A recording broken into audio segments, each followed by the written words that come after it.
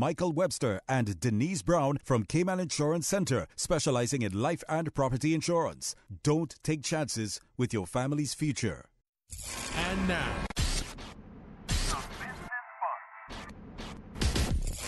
The Business Buzz, an insightful and fresh take on a variety of issues that impact the local business environment. This is where we address the business topics that matter. Here's your host, Sabrina Turner. Good morning, Cayman, and welcome to Radio Cayman's Business Buzz. I'm your host, Sabrina Turner, as we hear about Diamond Auto Care this morning, who's our first guest. And I'm pleased to have in studio to tell us more, Mr. William Hurlston-Watler, manager of Diamond Group KY. Good morning, sir, and it's a pleasure to have you on our show. Morning. How you doing? Yeah, I'm fine, thank you. The Business Buzz is proudly sponsored by Green Turtle KY, Cayman Medical Supplies, and Cayman Insurance Center. Brought to you every Tuesday and Thursday from 7:30 until 9 a.m. Without further ado, I will get some more information and hear more about Diamond Auto Care, detailing on demand. So, give us some history on Diamond Auto Care and why this company was established. All right, so the basis of it was probably about 2 years ago. I bought a power washer, and me and a couple of my friends, every Sunday we would meet up at my house, and it started from just being passion driven. The power washer got stolen, and then I just had the brilliant idea, everyone comes over to do it. Why not make it mobile and, get staff and train them the correct way and, try to further it into a more passion-driven and a better business. So I did that, and 6 months later, here we are. There you are, being featured on the Business Buzz, definitely getting your business out there to a larger audience. And definitely, I hope after this, you'll be getting a lot more calls with all the rains we've been having in the past, 48 hours? Yeah. So what is essentially auto detailing? It's one thing of having your car washed and having it detailed. Can you break the two down for us? All right, so when you get your car washed, we do that as well. So say, your car is just dirty from the week, you want it to look nice for the weekend, give us a call, we come over, we do that for $20. But if you want to go further into detailing, that's like spray waxing and seat shampooing and hot water extraction, steam cleaning, we do that as well. It took us some time, but now we have the equipment to do that. So with the seat shampooing, it's like a deep clean. We use a hot water extractor to pull out stains that can't come out no other way. Right. And steam cleaning, the same thing. We have a steam cleaner, and all the sometimes there's dirt that no matter how much you use a rag or something, it'll never come out. So we use a steam cleaner for that.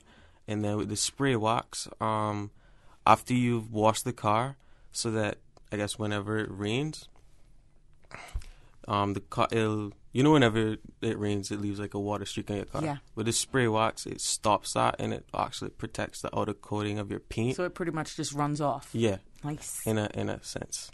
So what are the advantages, in your opinion, of operating a mobile detailing business versus having a fixed location? Like you stated at the beginning, you started off pretty much at home. Yeah. Then that happened to you, and what we would say, and the owner came for the power washer, and you started over. But you looked at it from a different perspective. You didn't let that kill your drive, kill your spirit. You went mobile. What's the difference, do you feel, with just being at a fixed location and being able to go out to your customers? Okay, so a lot of our customers, they call us when they're at work. And a lot of people in Cayman nowadays, they have busy and hectic schedules. So if you're at work and the time you're sitting at work and someone can come and deal with your car, I find that to me being our advantage. Whether I was having a fixed location where you'd have to take time out of your day to come to us. Correct. We come to you, and anytime you'd like, you can book an appointment and we're there for you. Now let's talk about the advantages of the type and quality water that is being used on people's vehicles when they call you for a service. Talk about the advantages of using filtered purine water versus other types of water. So I'm pretty proud to say that we use filtered rainwater. The advantages are opposed to the other water. With the water that comes in from, I call it City water. That's Water Authority and Cayman Water. it actually has chlorine and other additives in it, and after a period of time, it can break down the clear coating on your car, and then it'll start to damage the paint in a sense. Because when you paint a car, first you use primer, then you use base coat, and then you put a clear coat on top of that, so that's what gives it the shine. Mm-hmm. So the chlorine actually deteriorates that over time. So that's why we use rainwater.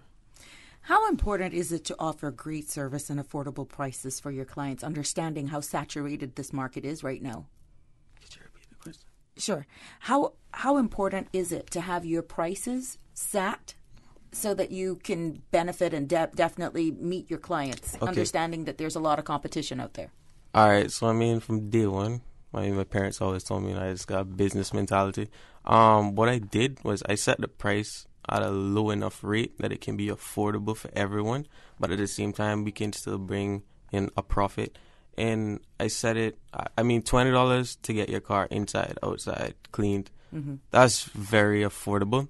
And I know, right now, a lot of people, living on the monthly to monthly salaries. Correct. So I just want to make it for, the Caymanian people. And I decided, I'm a Caymanian. I'm not going to kill anybody. Just try to do my best. The affordable pricing, it's best for everyone, I think. And we still use great products, top of the line for everything we do. So it's not anything cheap going into your car. How often, in your opinion, should customers have their vehicles detailed, and pretty much how long does it last? All right, so detailing versus wash. Yeah. A detail, you could do a detail on your car once every 2 months. Mm-hmm. But washing, I would recommend, I get mine done once a week. That's just to keep everything up to date. Because once you get it detailed, you want to keep it, still pristine. So get it washed once a week, and then a detailing once or twice every 2 months. You're in tune to Radio Cayman's Business Buzz as we put the spotlight on Diamond Auto Care, detailing on demand. I am pleased to have in studio with me, telling us more, Mr. William Hurlston Walter, manager of Diamond Group KY. Now, when you look at how important it is in maintaining one's vehicle, that helps with maintaining the value of a car, and the amount of salt spray that we are actually exposed to here, what advice would you give to those persons out there who are like, built to last, why should I be bothered? A car is an investment, sort of say. You spent your hard-earned money on this thing. I would want to keep it up to date. And a lot of customers, they come to us right about before they're about to sell a vehicle as well. Mm-hmm.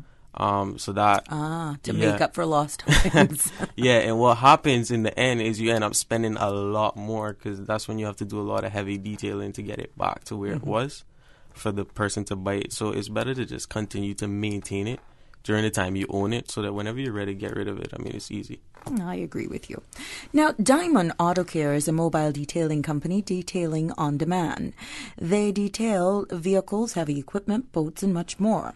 The goal of the company is to be a household name in the Cayman Islands, so when people think of getting their vehicles detailed, the first thought should come to their mind is Diamond Auto Care.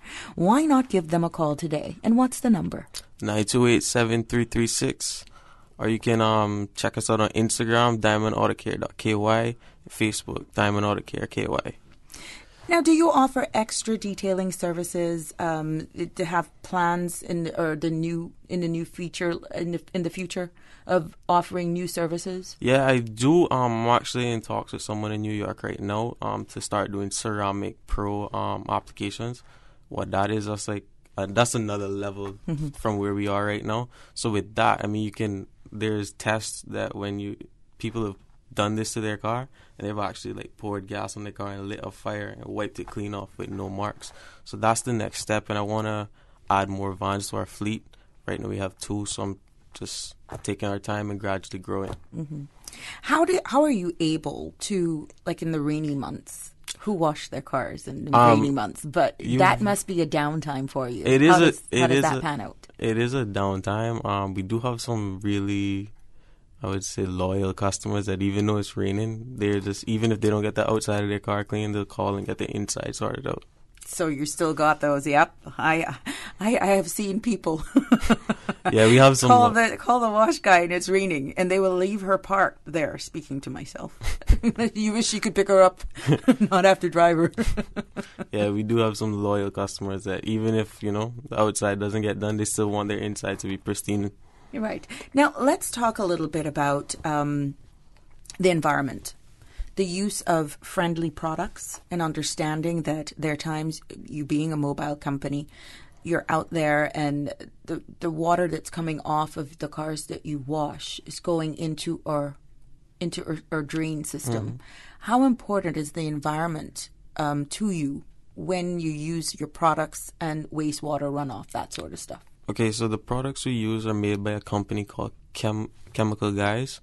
All of their soaps, detailing equipment, everything is eco-friendly. So anything that runs off into the ground, it has no effect. I will ask you at this time, Mr. Waltler, to recap on the main services that you offer, and for the sake of our listening audience, how they can get in contact with you. All right, so we do seat shampooing, we do steam cleaning, we do interior, exterior cleaning. We also do headliner cleaning, so that's the roof of your car inside. And we do deep cleaning as well. You can call us at 928-7336, or you can just send us a DM on Instagram or a message on Facebook at Diamond Auto Care. That's right. And a car is a prized possession. So, as an owner, you always want your vehicle to not only perform to top condition, but looking as great as you, the person that are driving it. And you want to think about that next owner as well. And that goes a long way with an island this size. They look at how your car is maintained. So you want to call Diamond Auto Care, 928-7336, for your next wash or detailing. Anything you would like to leave with our listening audience this morning, Mr. Waltler? Shout-outs, thank yous. I just want to say a big shout-out to my parents, my mom and my dad. I know he's listening right now. And my two employees, Javon and Todd, they do a great job. And thanks to all my loyal supporters out there that are tuned in as well. Looking at your friends who may see this or maybe frowning at the step that you've made, or even say, wow, I admire you for making that bold step, what advice would you give to those persons who are a little, not sure, apprehensive about stepping out and being an entrepreneur? I mean, I'm pretty young, but when you start making moves in life and you start moving forward, life gets hard, but you just got to keep pushing. That's how I just live my life. I've always been like that. And I would advise anyone, if they have an idea, a business they want to start is not going to be easy in the beginning. It never is. And you're not going to see that profit come in at first, but just keep sticking to it. And eventually you'll see the light. Mr. William Hurlston Waltler, that's manager of Diamond Group KY, telling us more on the Business Buzz about Diamond Auto Care, detailing on demand. Again, you can reach them for your next wash or detailing, 928-7336. The services as it pertains to boats. Can you expand a little bit on that? Okay, so right now we have a few customers that give us calls for their boats. What we do is they'll take their boat out of the water, and underneath the boat there's always some grime and dirt that builds up. So we have a foaming wash technology, and we go under there with that. And then we also do interior detailing on the boats as well. So that's steam cleaning for the upholstery on the boats. Okay. So 928-7336, or send them an email, diamondautocareky@gmail.com. Yep. Mr. Waltler, it has been a pleasure. Thank you for allowing us here on Radio Cayman's Business Buzz to put the spotlight on Diamond Auto Care. We want to wish you all success in your endeavors. Thank you. Stay tuned for more of the Business Buzz after these few messages. Oh gosh. Don't let the stress of taking care of loved ones get you down. Home care, now made easier with Cayman Medical Supplies. 100% Caymanian owned. Cayman Medical Supplies now stocks a wide range of home care supplies. Hospital beds, all types of wheelchairs, including beach access wheelchairs, lifts, commodes, shower chairs, walkers, Curad brand orthopedic supplies. Free blood glucose monitors with the purchase of 1 pack of test strips, blue underpads, and a whole lot more. Need home care convenience? insurance. Drop by Cayman Medical Supplies at 93 Smith Road, Windward Center, or call 949-6211. Free delivery. I'm Michael Webster. And I'm Denise Brown of Cayman Insurance Center. Family is not the most important thing, it's everything. And for 45 years, we have worked with the community and their families on protecting themselves for the future. Whether it's providing top-rated life insurance or protecting your family's household investment. From our family to yours, we understand and we care. I'm Denise Brown. Call me at 814-7229. And I'm Michael Webster at 925-5433. We are Cayman Insurance Center, specializing in property, life, and other lines of insurance products and services at an affordable rate. We are Michael and Denise at Cayman Insurance Center. Call today. We invite you to listen in on Friday, February the 22nd at 12:15 p.m. for the next CI Retro Talk Today presentation in the Celebrate Cayman series, when we'll give you a bird's eye view, word picture of our Cayman Islands' vast maritime heritage, or maritime, which underpinned the firm foundation on which the modern Cayman Islands has been built and still continues to do so. CI Retro Talk Today is being brought to you by these fine sponsors: the Ministry of Culture, Health Service Station in West Bay, the Maritime Authority of the Cayman Islands, and by Arch and Godfrey Cayman Limited. That's CI Retro Talk Today, Friday, February the 22nd at 12:15 on Radio Cayman. CI Retro Talk Today is also being brought to you by Thompson Shipping. You can call them at 949-8044 for all of your shipping needs. You may have heard of them by now. GreenTurtle.ky, a one-stop shop for your mobile needs. Whether shopping for a new phone or topping up a loved one, it's time to hop aboard the Green Turtle Express. From 24-hour delivery in Grand Cayman to sending credit worldwide, GreenTurtle.ky is the future of mobile. Take a ride on the Green Turtle Express today. GreenTurtle.ky. They get there first. Welcome back to the Business Buzz, the business topics that matter, an insightful and fresh take on a variety of issues that impact the local business environment. Business Buzz. Welcome back to the Business Buzz as we continue here on Radio Cayman. I'm your host, Sabrina Turner. In this segment, we put the spotlight and give you more information on changes to the laws governing charities. Joining me in this segment, I'm pleased to be have in studio Miss Lisa Moore-Jervis, Acting Assistant Registrar, and Mr. Paul Ennis, Head of Compliance for General Registry, as we talk more about the changes to the laws governing charities. Good morning to you both, and welcome back to our show. Good morning. Good morning, and thanks for having us. So tell us, once there was a big deadline, and now deadline is passed, am I right? Yes, ma'am. And now there are changes. Yes, please. Bring us up to speed. Okay. Well, thus far we have 435 registered nonprofit organizations. During the registration process, as you would know, we were interacting quite intimately with the applicants and those entities that are registered. And they have provided some feedback as to how to make the process better and how to make the process more economical for them. Mm-hmm. So government has listened, and we've made some changes to the legislation in keeping with these recommendations. But we've also made some changes to tighten some gaps that we noticed quite early within the regime. Mm-hmm. So amendments to the MPO law. Now, previous to these amendments, they were $25 per change, which would, in some instances, was quite expensive for some MPOs. So we're now making it $25 per list of changes as opposed to per change. Okay. So for these boards which have quite a bit of people, some MPOs have 15 members on the board, it will just be $25 for a change. We also changes the MPO application form. We're capturing more data with the annual return form. And we also have a complaints form now within the regulations because, again, we recognize that there were some instances where bad things have happened, and we want to create a structured framework where that information can come into us. Right. So when do these changes come into effect? Well, the 1st of March. Okay, that's in a matter of... Boy, leave it to you guys. You did that the last time to us. Yeah, so it comes into effect in a matter of days.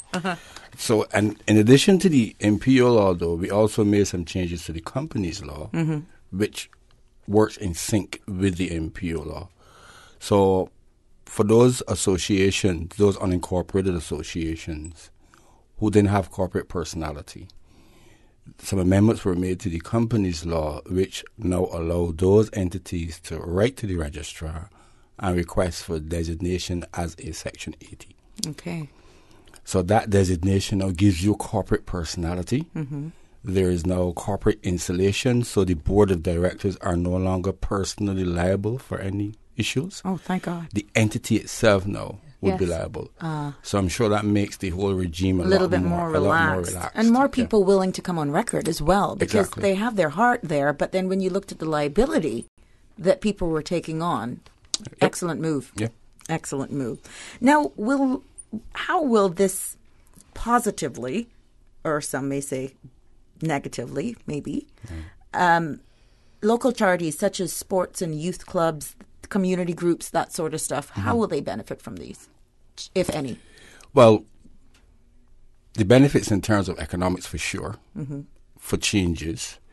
But for those entities, because very often when you are seeking to solicit funds, especially from corporate Cayman, they're seeking to deal with somebody who has a little bit of structure.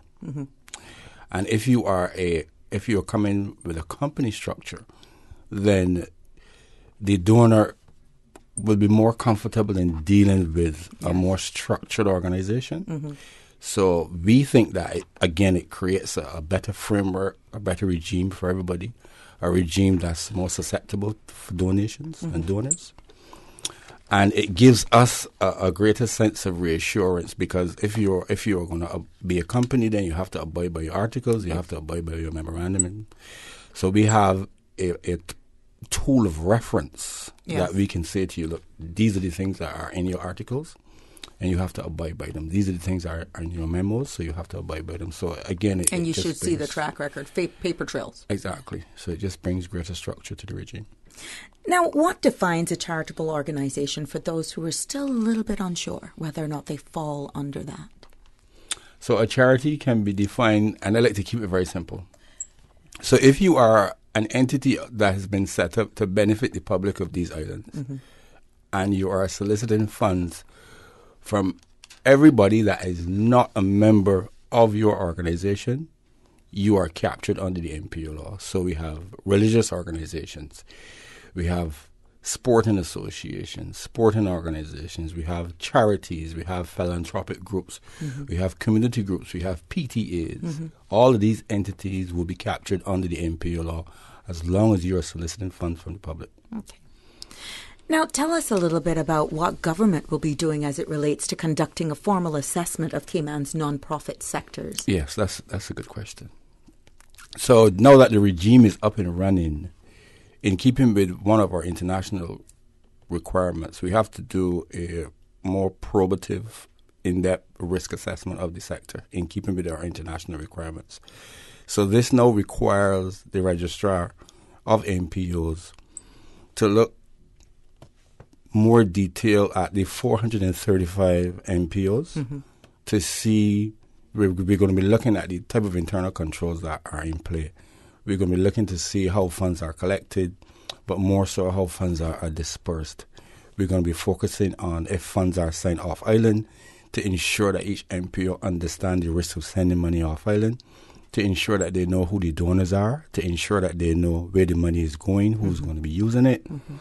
Not only money, Sabrina, but we're also going to be looking at if you provide humanitarian aid, because we know there are instances in the past where humanitarian aid has been used to conduct nefarious acts. So we're going to be looking at the board of directors. We're going to be ensure that, our continued fit and proper test for those people who are in charge of these organizations. So it's a total regime. We've already started. We're in the process of doing a statistical analysis for this data. But one of the things that we're also going to be doing very soon, we're going to be reaching out to each MPO with a survey monkey, and we're going to be asking some specific questions to solicit that very important data that then plugs into our risk assessment. What advice would you give for those companies that are pretty much already in compliance with being nonprofit, to not say, oh my God, it's another phase again. We're volunteering as it is, and then all this corporate. I mean, it actually, for some, takes away the spirit of wanting to continue. Right. Well, not to say that it's not needed. Don't get me wrong. Mm-hmm.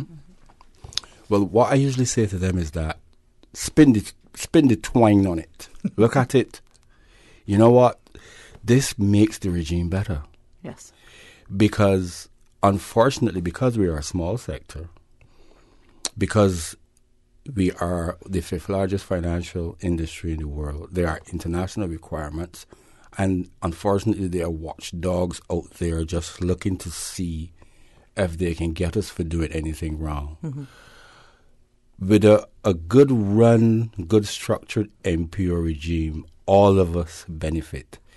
So my friends who are in dealing with the prospect and Red Day community, if they're doing their thing properly, if corporate Cayman knows it well, and then they give money to the Red Bay, they do it really well, and then Lisa's foundation approach that same entity, they will say, you know what, we've given to somebody before who has done good work, let us do. So they have a benchmark. They have a benchmark. Yes. So I usually say to people, it is in your benefit, both directly and indirectly, for us to have a well-run regime. Okay. You're listening to Radio Cayman's Business Buzz. I'm your host, Sabrina Turner, as we put the focus and spotlight on General Registry. Our topic this morning is changes to the laws governing charities. I'm pleased to have in studio with me Acting Assistant Registrar Lisa Moore-Jervis, and she's joined by Mr. Paul Innes, Head of Compliance for General Registry. We'll take a short break, and when we come back, we'll understand and get a little bit more of how persons, organizations, charities have embraced this opportunity. And moving forward, how can we continue in the same vein, yielding the positive results? Yeah. And for those who have not taken up this mantle and moving forward, is there now a fee? Because I know it used to be free, but hold that reply until we come back. Oh gosh. Don't let the stress of taking care of loved ones get you down. Home care, now made easier with Cayman Medical Supplies. 100% Caymanian owned. Cayman Medical Supplies now stocks a wide range of home care supplies. Hospital beds, all types of wheelchairs, including beach access wheelchairs, lifts, commodes, shower chairs, walkers, Curad brand orthopedic supplies. Free blood glucose monitors with the purchase of 1 pack of test strips, blue underpads, and a whole lot more. Need home care convenience? Drop by Cayman Medical Supplies at 93 Smith Road, Windward Center, or call 949-6211. Free delivery. You may have heard of them by now. GreenTurtle.ky, a one-stop shop for your mobile needs. Whether shopping for a new phone or topping up a loved one, it's time to hop aboard the Green Turtle Express. From 24-hour delivery in Grand Cayman to sending credit worldwide, GreenTurtle.ky is the future of mobile. Take a ride on the Green Turtle Express today. GreenTurtle.ky. They get there first. Don't take chances with your family's future or your valuable assets. Always be prepared and ensure your family is provided for. Cayman Insurance Center specializes in life, property, motor, health, and liability at the most competitive premiums and affordable rates on island. Call Michael Webster today at 925-5433 for life insurance, or Denise Brown at 814-7229 for property insurance. Call them today for all your insurance needs. Welcome back to the Business Buzz, the business topics that matter, an insightful and fresh take on a variety of issues that impact the local business environment. Business Buzz. Welcome back to the Business Buzz and keeping the spotlight on General Registry, and our topic is changes to the laws governing charities. Speaking with Mr. Paul Innes, Head of Compliance for General Registry, and Ms. Lisa Moore, Acting Assistant Registrar.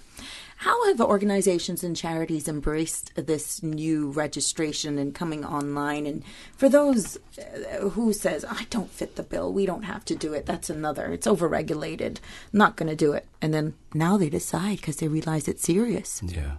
What have they missed out on and everything? Well, unfortunately for those entities that didn't take advantage of the transition period, they missed out on the non-registration fee. So they're now forced to pay the $300 application fee. What we've noticed, however, is that there are some entities out there that still have not registered. And still acting. And are still acting. So there are some who are high on our radar, which we are in the process of creating a small little strategy to deal with them, because we can't have a situation where 435 MPOs have registered Compliant. and are in compliant, and then there's a small sector who aren't in compliant. Because that small sector potentially has the ability to derail the whole process. Exactly. And it is a problem. So we intend to reach out to those entities.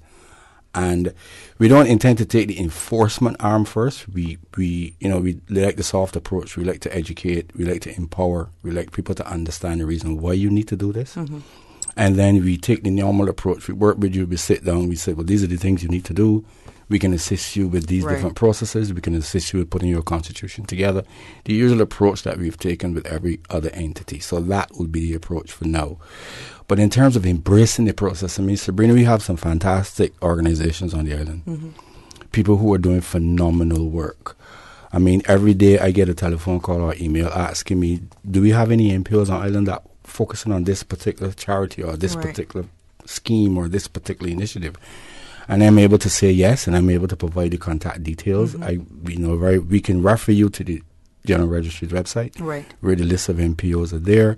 It tells you who the MPO is, and it gives you some idea as to what type of work they do. So the regime at this stage, in my humble view, it is fantastic. And people now have recognized, the benefits of being registered. Yeah. They understand structure breeds a good vibes, to use it to lack of a better word. And transparency. Right? Most definitely. So we've been getting feedback, and we've also been getting feedback from corporate Cayman as well. People are only a few months ago there was an entity that was closing down, and they reached out to us to ask us about some MPOs that would have benefited from some what I would deem substantial economic funding. Right. So again, all that is because there's a structure, there's a point of reference now that people can come to say, well, who are the charities? Would you say, and of course I'm going to say, based on all our checks and balances, they're well-run institutions, so there is a point of reference now that people can come to. Right.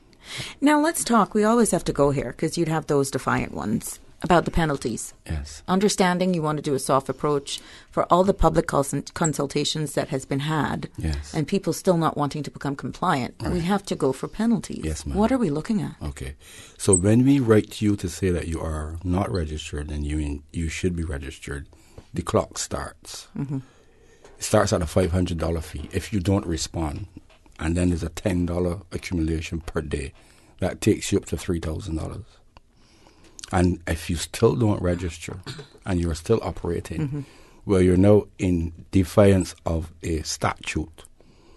So it's a predicate offense you're now committing. And if you're committing a predicate offense, you've gone into the realm now of all of those proceeds from a predicate offense goes into the realm now of money laundering. And if it goes into the realm of money laundering, we're now looking at a financial investigation. If we're looking at a financial investigation, we're involving the police. And when the police becomes involved, then there's a potential for imprisonment or hefty fines. So these are the avenues that are available to us.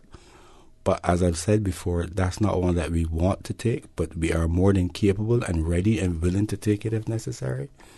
But we're asking for the entities to just be compliant. And I would hate for any organization that I'm affiliated with to be an example, to be honest. Yeah. And let's hope you never, ever have to go there. Exactly. Yeah. So are there organizations that are exempted from this under the NPO law? Yes. What if they deem themselves NPO exempted? Why they're not registered? They just called it themselves. So first of all, if you aren't soliciting funds from the public, and you're strictly, the three of us have decided that we're going to do a charity, we're going to pool funds from our salaries every month, and we're going to take care of somebody's needy child, you aren't classified as an NPO because you're not soliciting funds from the public. The law also, we've made an amendment to the exemptions in terms of the NPO law. If it is that you're being managed by a SEMA licensed entity, you're exempted from registering because you have another regulator responsible for your internal controls. Yeah, because they do their checks and balances from their end. Yes. And then if you are a government institution for the purpose of money laundering or financing terrorism, then you aren't required to register. Mm-hmm. But if you aren't in none of the three of those categories, well, then you need to register. What advice would you like to really hammer home to our listening audience this morning as it pertains to this whole process and what it means for the Cayman Islands and their organizations? Plus, look at the value that it gives their organization, credibility as well. Exactly. I would first like to say to them that being registered as an MPO, being listed on our list of MPOs on the General Registry's website is free advertisement. You are among a class of entities that are ready for donations and ready for investment. So that alone speaks as to something positive. Mm-hmm. The other thing that I would also like to say is that we, as a small jurisdiction, we can't afford to get it wrong. We just can't afford it. Too much is riding on this. And as simple as this may seem, if it is that a non-profit organization that's operating in the Cayman Islands had to send money to an entity in another jurisdiction that then becomes the subject of an international financing of terrorism investigation, you can only see the implications not only for the MPO sector, but for the entire island's financial sector. I agree. So there's a lot riding on this process. The government understands that. And that's the reason why this regime has been put into play. But we recognize that it was a new process, so we came up with a strategy to work with individuals one-on-one. We've taken this soft approach. We've seen the benefits of it. Mm-hmm. But let us not beat around the bush. If you do not register, well, then we simply have to take the necessary actions to deal with you. And I must say, you guys really made yourself accessible. There were days and weeks that you had opening sessions at the ground floor of the government admin. Sure. I know for a fact you all came to a netball meeting. That was a one-on-one. Of course. And for the Red Bay Prospect Community Group, there were a lot of one-on-one, and you met with the groups. It was really, when we say this is not cliche, hold your hand. And what was good about it is that we always had contact, be it by email or by a phone call. Yep.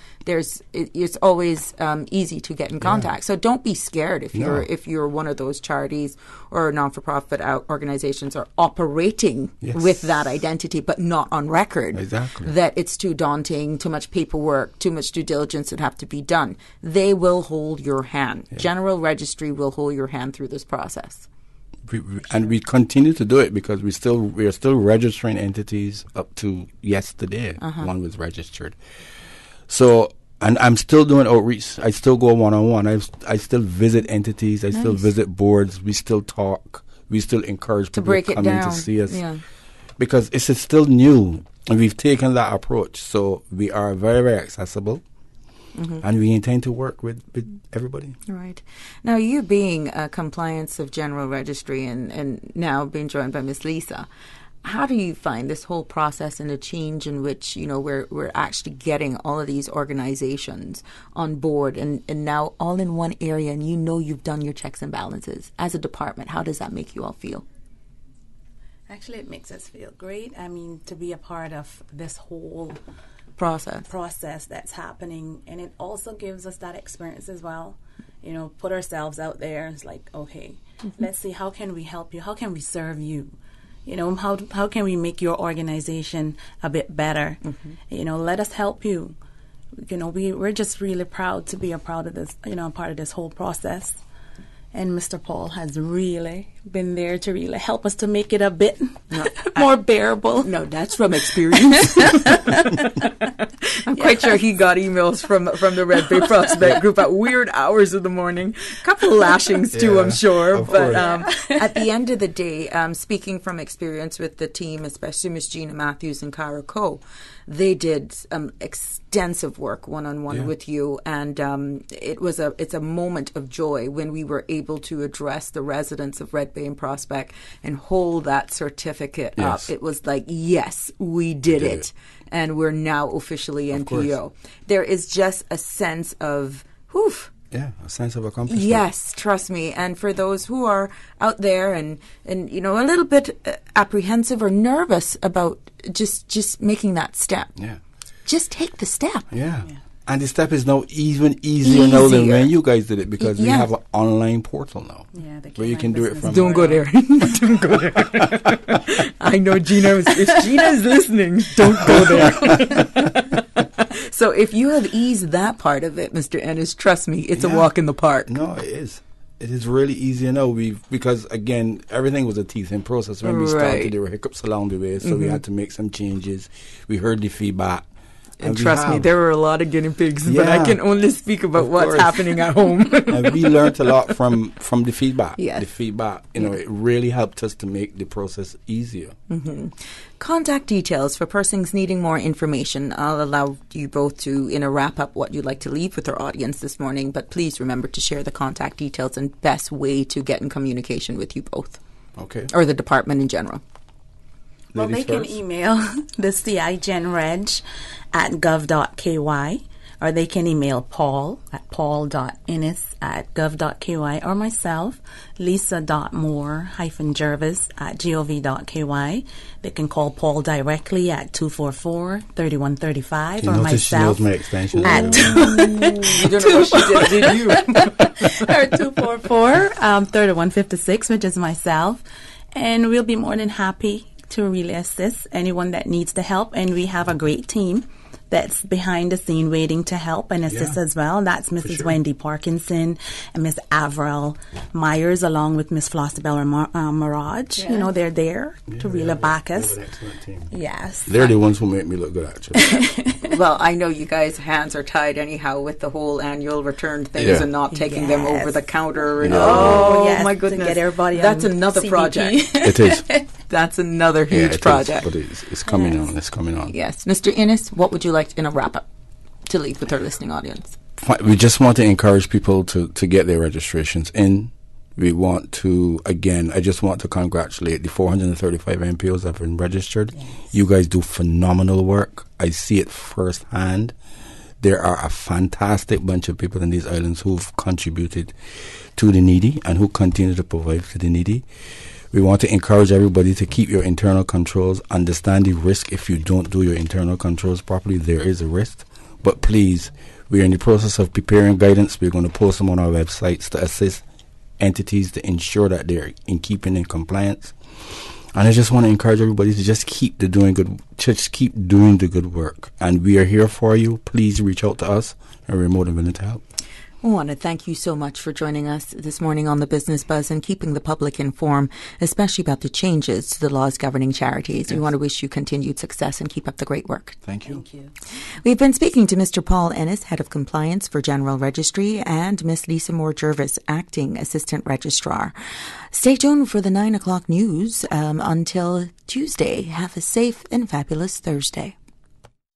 Business Buzz is proudly sponsored by insurance agents Michael Webster and Denise Brown from Cayman Insurance Center, specializing in life and property insurance. Don't take chances with your family's future.